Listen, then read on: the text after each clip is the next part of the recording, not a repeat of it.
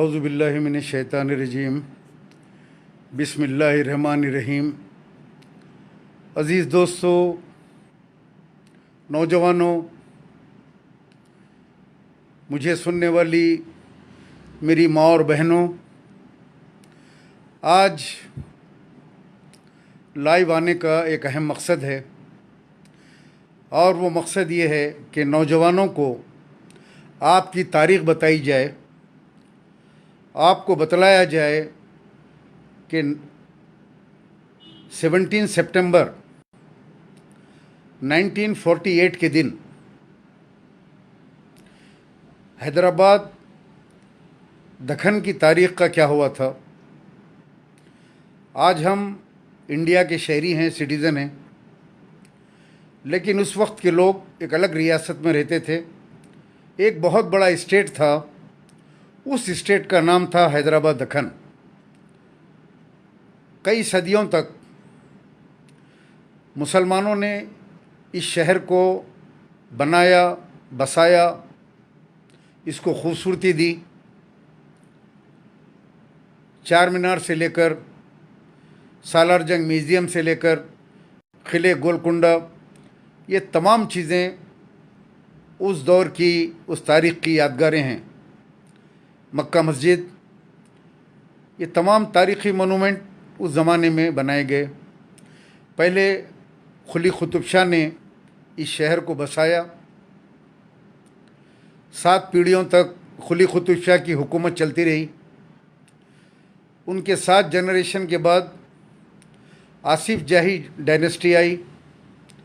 आसिफ जाहों ने 7 आसिफ जाहों ने हुकूमत की और जो सबसे आखिरी आसिफ जाह 7th थे वो थे मीर उस्मान अली ख़ान साहब बहादुर। आपका दौर एक सुनहरी दौर था। हिंदू मुसलमान सब उसके अंदर बहुत खुश थे। किशन प्रसाद वज़ीर आज़म हुआ करते थे। गैर मुस्लिम निज़ाम की हुकूमत को बहुत पसंद करते थे, बहुत चाहते थे। और इस तरीक़े से जब अंग्रेज़ों का दौर ख़त्म हुआ, अंग्रेज़ों का जुल्म ख़त्म हुआ, इंडिया आज़ाद हुआ, तो सबसे पहले इंडिया के 2 टुकड़े हुए, पाकिस्तान बना। फिर तारीख़ के अंदर पाकिस्तान के 2 टुकड़े हुए, बांग्लादेश बना। आप तमाम तारीख़ के औराक़ को पलट के देखते जाएं तो आपको पता चलेगा कि कई मुल्क बनते हैं, तबाह होते हैं, छोटे होते हैं, बड़े होते हैं। जैसे मिसाल के तौर के ऊपर आप अमेरिका को ले लीजिए, यूनाइटेड स्टेट्स ऑफ अमेरिका, कई स्टेट्स को मिला के एक अमेरिका बना हुआ है। उसी तरीक़े से USSR, रशिया, आज का जो रशिया है, बहुत बड़ा मुल्क हुआ करता था, लेकिन तारीख़ के औराक़ बताते हैं कि रशिया का ज़वाल हो गया, रशिया के कई टुकड़े हो गए। आज यूक्रेन से जो जंग हो रही है वो भी रशिया का हिस्सा था। अज़रबैजान से लेके जितने भी उधर के मुल्क आप देखेंगे, तमाम मुल्क जो है वो रशिया के अंदर मिले हुए थे। रशिया टुकड़े टुकड़े हो गया, जर्मनी के 2 टुकड़े हुए। तो तारीख़ के अंदर ये मुल्कों का बनना, टूटना, तारीख़ के अंदर कई वाक़यात हैं। लेकिन इंडिया के अंदर जब 1947 में देश आज़ाद हुआ, उसके बाद इंडिया की हुकूमत ने जो राज्य, रजवाड़े, जैसे जूनागढ़ का राजा, जूनागढ़ एक अलग स्टेट थी, तो ये तमाम निज़ाम का स्टेट था। ये तमाम स्टेट को से ख़तो किताबत बातचीत चल रही थी कि इंडिया के अंदर शामिल हो जाओ। उसमें कश्मीर भी था, जम्मू कश्मीर, वो भी एक बिल्कुल अलग रियासत थी। उनसे भी नेहरू जी वगैरह का कम्युनिकेशन हुआ कि आप अलग रियासत का मुतालबा ना करें, हिंदुस्तान में आप शामिल हो जाएं, हम आपको आर्टिकल 370 देते हैं, आपको तहफ़्फ़ुज़ फराहम करते हैं, आप पाकिस्तान के साथ मत जाइए, आप इंडिया में रहिए। तो इस तरीके से तमाम रियासतों की डीलिंग हो रही थी। तो निज़ाम के साथ भी डीलिंग हो रही थी। तो निज़ाम ने हिंदुस्तान में इंज़माम के ख़िलाफ़, यानी हिंदुस्तान में ज़म होने के लिए उन्होंने इनकार कर दिया। काफ़ी ज़माने तक ये आर्गूमेंट चलता रहा, मीटिंगें होती रही। उसके बाद सरदार वल्लभ भाई पटेल, वो हिंदुस्तान के होम मिनिस्टर थे, उन्होंने वज़ीर दाखिला 13 सितंबर 1948 के दिन सुबह सुबह हिंदुस्तान की फ़ौज, इंडिया की फ़ौज निज़ाम स्टेट के ऊपर हमलावर हो गई, बातचीत फेल हो गई। और उस्मानाबाद जब महाराष्ट्र की तरफ से फ़ौज दाखिल हुई तो हज़ारों उस वक्त के जनसिंगी और जो फ़िरक़ा परस्त थे फ़ौज के साथ शामिल हो गए। पहले स्टॉप के ऊपर उन्होंने 1700 आदमियों को ज़िंदा जला दिया, 1700 लोगों को उस गांव में ज़िंदा जला दिया। फिर उसके बाद 5 दिन तक महाराष्ट्र से होते हुए तेलंगाना में दाखिल हुए। और तारीख़ बताती है कि खून की होली खेली गई। जो कमीशन कायम किया गया, सुंदरलाल कमीशन, सुंदरलाल कमीशन ये रिपोर्ट देता है 2 लाख मुसलमान शहीद हुए। सुंदरलाल कमीशन की रिपोर्ट में लिखा है 2 लाख मुसलमान शहीद हुए। और एक कमीशन की रिपोर्ट में लिखा है 2.5 लाख, 2,40,000 से ऊपर मुसलमानों को काटा गया। सारा तेलंगाना, महाराष्ट्र के जो भी इलाके, कर्नाटक के इलाके जो निज़ाम हुकूमत के अंदर थे, उसके अंदर खून की ऐसी होली हुई कि आप क़यामत सुग़रा बर्पा हो गई। औरतें अपनी इज़्ज़त बचाने के लिए बौलियों में कूद गई। हज़ारों ख़वातीन अपने आप को जला के मार दी, अपनी इज़्ज़त व आबरू के लिए अपने आप को क़त्ल कर लिया। लोग लाखों की तादाद में अंदर दाखिल हुए निज़ाम की हुकूमत में। औरतों का रेप किया, बच्चियों का रेप किया, उनके गले काटे। सारा निज़ाम स्टेट खून से जो है यहाँ की ज़मीन लाल हो गई। उनकी ज़मीनें खींच ली गई, उनके मकान खींच लिए, तड़पा तड़पा के, टुकड़े टुकड़े करके उनको मारा गया। आप सोचिए, 2 लाख, कोई कह रहा है 2.5 लाख, अनकन्फर्म रिपोर्ट 3 लाख तक भी जाती है। सोचो मुसलमानों, गौर करो, अगर 2,40,000, 50,000 मुसलमान, अगर कोई कमीशन कहता है, सुंदरलाल कमीशन कहता है 2 लाख, चलो कम से कम मिनिमम भी आप पकड़ें तो 2 लाख किसको बोले आप? 2 लाख मुसलमानों का क़त्ल आम, ये दुनिया की तारीख़ का सबसे बड़ा अलमिया मेरे दोस्त।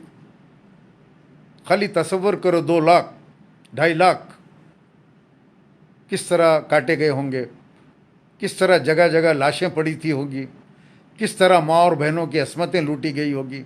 सोचो आप लोग, ये तारीख़ बता रहा हूँ मैं, कोई अपनी तरफ से नहीं कह रहा हूँ मैं, ये नौजवानों को बता रहा हूँ। नौजवानों सुनो, ये आपके साथ हुआ, आपके दादा परदादा, आपके जो बुज़ुर्ग थे, उनको इस तरह काटा गया। लोग पैदल 300-300 किलोमीटर, 400-400 किलोमीटर जंगल में पत्ते खाकर,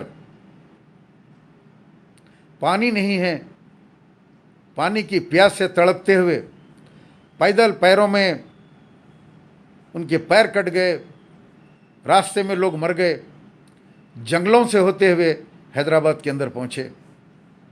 आज हैदराबाद के अंदर लाखों लोग हैं जो पुलिस एक्शन, जिसको कहा गया ऑपरेशन पोलो, जिसका नाम है तारीख़ में, वहाँ के लुटे पिटे, किसी के बाप मर गया, किसी के दादा दादी मर गए, किसी के नाना नानी मर गए, किसी की बीवी मर गई, किसी के बच्चे मर गए, कोई अकेला निकल के आया, कोई औरत अकेली निकल के बच के आ गई। यहाँ पे लोग आके कुछ चूड़ियों का काम करने लगे, कोई प्याज के बंडियाँ लगा के प्याज बेचने लगे, रक्शे चलाने लगे शहर हैदराबाद के अंदर। 5 दिन ये खून की होली हैदराबाद दक्कन की सरजमीन के ऊपर खेली गई।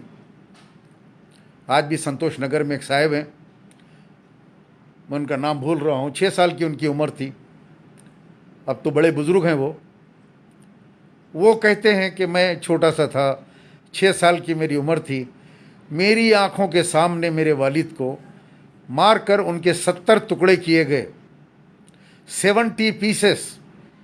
मेरी माँ खड़े के दहशत से चीख रही है, अपने शौहर के टुकड़े टुकड़े होते हुए देखती रही, और मैं छोटा सा था, मैंने देखा कि मेरे बाप को 70 टुकड़ों में तकसीम किया गया। मुसलमानों, ये वो शोधा हैं जो कुछ नहीं करके जुल्म का शिकार हुए। ये सिविलियंस है, ये फौजियाँ नहीं हैं, ये कोई निज़ाम की फ़ौज का, एक फ़ौज का दूसरे फ़ौज का झगड़ा नहीं है। ये आम आवाम को मारा गया, उनकी ज़मीनें खींच ली गई, उनकी खेती बाड़ी खींच ली गई, उनके मकानों के ऊपर कब्ज़े कर लिए। जो नौकर काम करते थे वो नौकर ज़मीनों का पट्टेदार बन गया। लुटे पिटे एक एक कपड़ों के जोड़े के अंदर अपनी इज्जतों को, आबरियों को, अपनी बच्चियों को बचाते हुए जब देखे अपनी बेटी की आबरू नहीं बचा सकते, तो बेटियों से कहा, बेटी ये इस कुएं में छलांग लगा दे, कम से कम तेरी आबरू बच जाएगी। और लड़कियों को अपने हाथों से जो है कुओं के अंदर, तालाबों के अंदर फेंक दिया, अपनी आबरू बचाई। आज बीजेपी कहती है लिबरेशन डे, लिबरेट करे थे, आज़ाद करे थे। अब लिबरेट करे थे या डील ख़त्म हो गई तो कब्ज़ा करे थे, इंडिया के अंदर मिला लिए थे, एनेक्स्ड कर लिए थे। आप ये बोलो को एनेक्स्ड डे, स्टेट को एनेक्स कर लिया गया था, जूनागढ़ को भी मिला लिया गया था, कश्मीर को भी एनेक्स कर लिया गया था, और भी रियासतें थी, तमाम रियासतों को इंडिया के अंदर मिला लिया गया। लेकिन बीजेपी आज कहती है कि ये लिबरेशन डे मनाएंगे हम।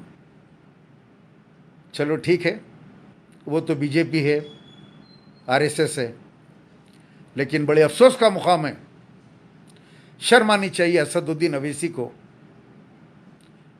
जो औसा महाराष्ट्र से आके हैदराबाद के अंदर बसे हुए हैं। आए नौजवानों, मुसलमानों, क्या 17 सितंबर के दिन अगर इनके वालिद का इंतकाल होता तो ये इंटीग्रेशन रैली निकालते, बड़े बड़े पोस्टर लगा के, जुलूस निकाल के। नौजवानों को तो मालूम नहीं है, नौजवानों को ये पता नहीं है, 500-500 रुपये का पेट्रोल, 500 रुपये दिए तो वो नाचेंगे, निकल के नाचेंगे। उनको मालूम नहीं है तारीख,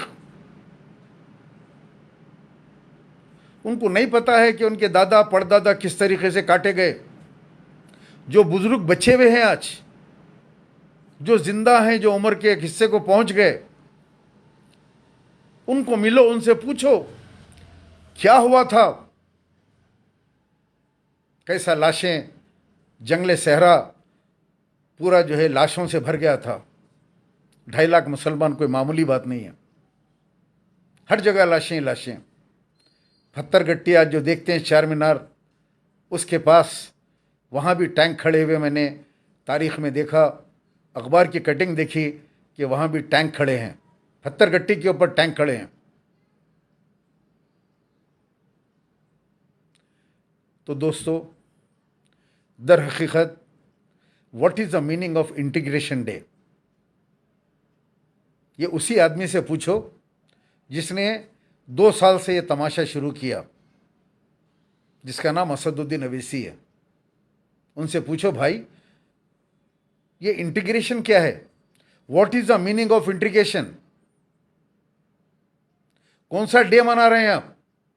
रैली किस बात की निकाल रहे हैं आप? क्यों शुरू किया आपने तमाशा? पूरे शहर में बैनर लगे हुए हैं जैसा कि कोई ईद हो रही है। अगर आपके वालिद के 70 टुकड़े हो जाते और उस दिन उनकी बरसी होती, तो क्या बरसी के दिन आप इसी तरीके से जुलूस निकाल के आप जो है नारे मारते, चीखा मारते, खुशी का इजहार करते? उनकी रूहों को क्या तकलीफ पहुंचेगी जो आज खबरों में पड़े हैं, जो शहीद हो गए, जिनका सब कुछ लुट गया, तबाह बर्बाद हो गए। उनकी रूहों के उनके ऊपर क्या गुजरेगी? शर्म आनी चाहिए मुनाफिक को। ये सैयद मोइनुल्लाह हुसैनी, सलीम भाई, मेरा पूरा ख़ानदान तबाह बर्बाद हो गया था। बिल्कुल भाई, अल्लाह उनकी मग़फ़िरत करे। यौम दुआ मनाओ। 17 सितंबर के दिन कोई रैली में शरीक मत हो। गुनाह अजीम है, गुनाह कबीरा है। वो मुनाफिक तो जहन्नुम में जाएगा जो रैली निकाल रहा है। वो तो यहूदी है, लेकिन उसमें जो शामिल होंगे वो लोग भी जहन्नुम में जाएंगे। ऐ मुसलमानों सुनो, तुम्हारे ऊपर एक ऐसी क़यादत आके बैठ गई जो आज 17 सितंबर हमारे नानी बोली में छुप गए 2 दिन। अरशद हुसैन, अरे बहुत किस्से है अरशद, बहुत है। तारीख उठा के देखो, बुजुर्गों से सुनो। मेरी नानी मुझे सुनाते थे पुलिस एक्शन के किस्से, किस तरीके से काटा गया, किस तरीके से वो लोग बच के गांव से निकल के आए, अपना सब कुछ छोड़ के कपड़ों के जोड़े से निकल के आए। रो रो के सुनाते थे कहानी, ऐसा हुआ था, ऐसे किस्से हुए, ऐसे किस्से हुए, फलां के साथ ऐसा हुआ, फलां के साथ उसका पैर काट दिए, उसका हाथ काट दिए, उसका सर कटा हुआ देखे हम। एक जगह पे सर पड़ा था, एक जगह उसका धड़ पड़ा था। ऐसे ऐसे नौजवानों को झाड़ों से लटका के काट दिए। इंटीग्रेशन डे, असदुद्दीन अवैसी, किस बात का इंटीग्रेशन डे? अब क्या टास्क फोर्स को भेजते? अब मैं ये बोला तो कल सुबह को फिर टास्क फोर्स को भेजेंगे, जाओ बनियन पे पकड़ के लेके जाके केस बुक कर दो। तुम जितने केस बुक करा सकते करवाओ, मैं डरने वाला नहीं हूं। मैं मरे दम तक हक और सच बोलूंगा। मैं आज कहूंगा, लानत है तुम्हारे ऊपर, लानत है असदुद्दीन अवैसी आपकी सियासत के ऊपर। मैं लानत भेजता हूं आपके ऊपर, आपकी सियासत के ऊपर। अल्लाह से डरो। क़यामत के दिन आप अल्लाह को क्या सूरत दिखाओगे?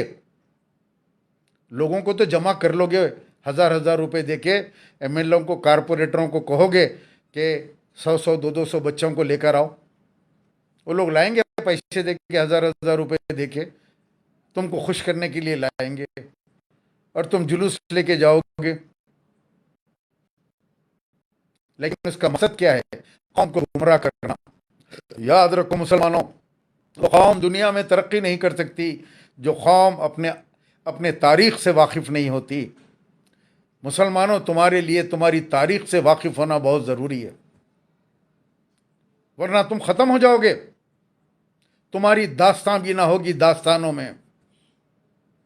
याद रखो, अपनी तारीख को पढ़ो।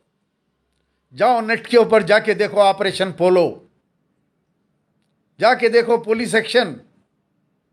जाओ गूगल से पूछो, what is police action, how many people killed in police action, how many people destroyed the houses, all the detail of Sundarlal commission मारो ऑन ऑपरेशन पोलो।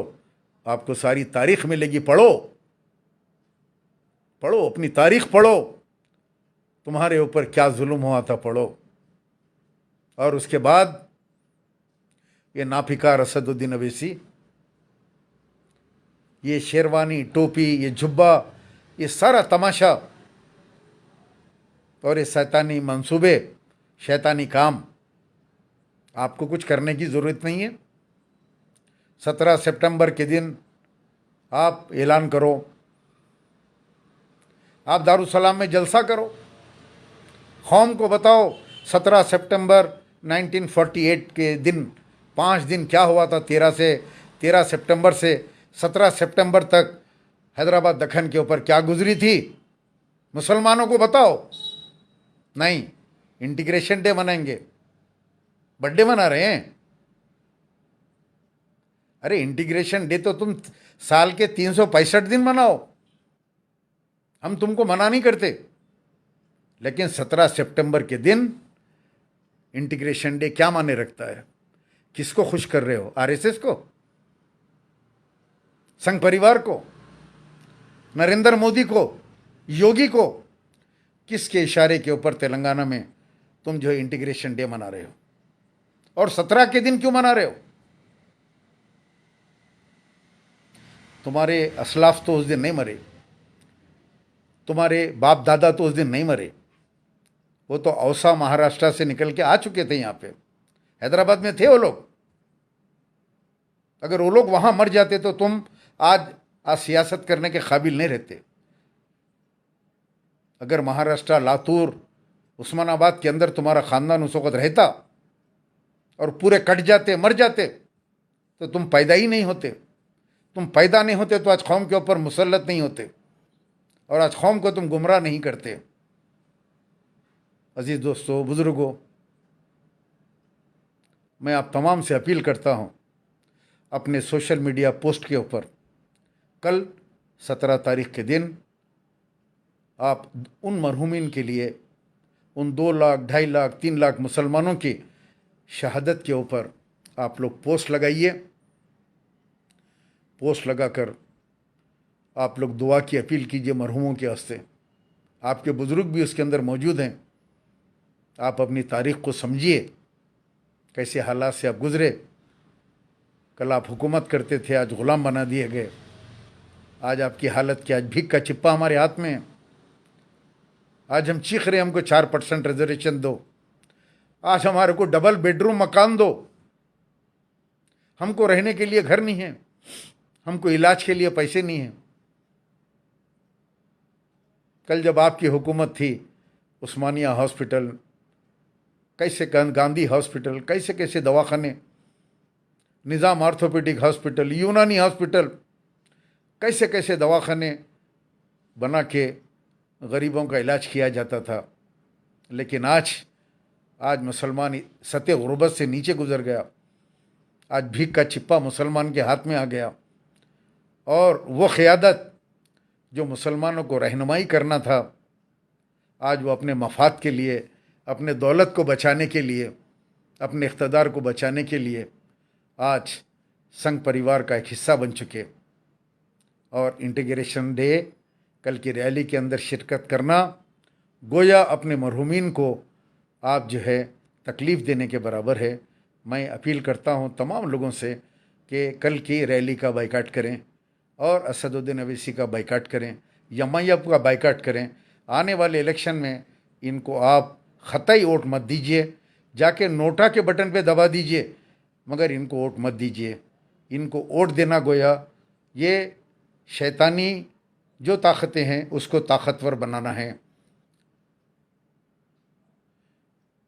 कोई आके पूछ रहे हैं, साहब जाने दो चचा, एक सवाल करो आप, ड्यूटी किधर है मुसलमान के पास? नहीं समझा आपकी बात में? कौन सी ड्यूटी? बहरहाल दोस्तों, क्या बोल रहे हैं आप समझ में नहीं आ रहा। एक मैटर बहुत नासिर, बहुत इम्पोर्टेंट जा रहा है। आपका कमेंट अभी नज़र के सामने से गुज़रा। बहरहाल मैं अल्लाह सुब्हानहू तआला से दुआ करता हूँ, ऐ बारी ताला, जो लोग 2 लाख, 2.5 लाख जो मुसलमान, मज़लूम मुसलमान शहीद हुए, पुलिस एक्शन में, ऑपरेशन पोलो में, जिनका कोई कसूर नहीं था, पर मेरे मौला उनकी मग़फ़िरत फरमा दीजिए, उनको जन्नतुल फिरदौस के आला से आला दर्जात के अंदर जो है उनको मुक़ाम अता फरमाइए। या रब्बुल आलमीन मुसलमानों के ऊपर रहम करम का मामला फरमाइए। मौला जो हमारे ऊपर जो लोग मुसल्लत हो गए हैं कौम के पैसे पे, कौम को धोखा देकर, कौम को झूठ बोलकर आज कौम के ऊपर मुसल्लत होकर कौम को गुमराही के गड़े में ढकेल रहे, मौला उनको निस्तो नाबूद फरमा दे। ऐ परवरदिगार, उनको ऐसे बीमारियों में मुब्तला कर, वो मौत की दुआ मांगे लेकिन उनको मौत मैसर ना हो, कीड़े पड़ के मरे। परवरदिगार, जो लोग मेरे ऊपर केस बुक करवाते हैं, मुझे ये आवाज़, ये हकीकत बताने से रोकते हैं, परवरदिगार या अल्लाह उन लोगों को उनकी दौलत उनके काम ना आए, परवरदिगार उनका इख्तिदार उनके काम ना आए, बिस्तर पे पड़े रहें, मौत की दुआ करें, अल्लाह उनको मौत ना आए। यह हालत के अंदर परवरदिगार उन लोगों का जो है मामला फरमा, ऐसा अज़ाब इन लोगों के ऊपर नाजिल फरमा। मैं एक मरतबा फिर आप तमाम से इजाज़त लेना चाहता हूँ कि दोस्तों, कल का दिन दुआ कीजिए, अपने घरों के अंदर खैर खैरात कीजिए, गरीबों का, मिस्किनों का ख्याल कीजिए, और रैली के अंदर ख़तई शिरकत मत कीजिए।